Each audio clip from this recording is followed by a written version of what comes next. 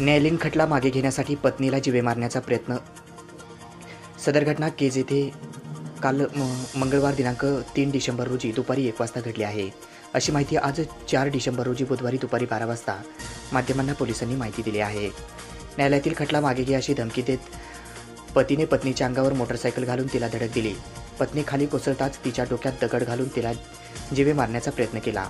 ही धक्कादायक घटना मंगळवारी दुपारी 1 वाजण्याच्या दरम्यान घडली आहे. या प्रकरणी पतीविरोधात केज पोलीस ठाण्यात गुन्हा दाखल करण्यात आला आहे. केज तालुक्यातील सविता सोमनाथ घुले व त्यांचा पती सोमनाथ शंकर घुले यांचा मागील 6 वर्षापासून न्यायालयात वाद सुरू आहे. मागील त्यांना 2 मुली असून दोघींचीही लग्न झालेली आहेत.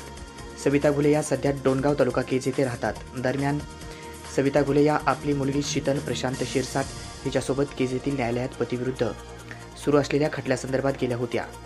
मात्र त्यांना मंगळवारी दुपारी 1 वाजण्याच्या दरम्यान दोघी मायलेकी न्यायालयातून बाहेर पडल्या. त्यानंतर त्या मुख्य रस्त्यावर आल्या असता त्याच्या पाठीमागून सोमनाथ घुले हा मोटरसायकलवरून आला.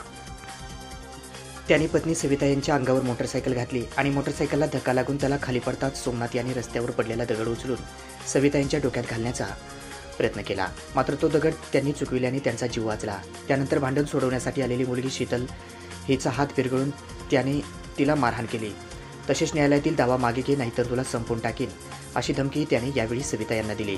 या प्रकरणी सविता घुले यांनी दिलेल्या तक्रारीवरून सोमनाथ घुले याच्याविरुद्ध केज पोलीस ठाण्यात गुन्हा दाखल करण्यात आला आहे. पोलीस निरीक्षक प्रशांत महाजन यांच्या मार्गदर्शनाखाली सहाय्यक पोलीस उपनिरीक्षक बाळासाहेब रोडे हे पुढील तपास करत आहेत.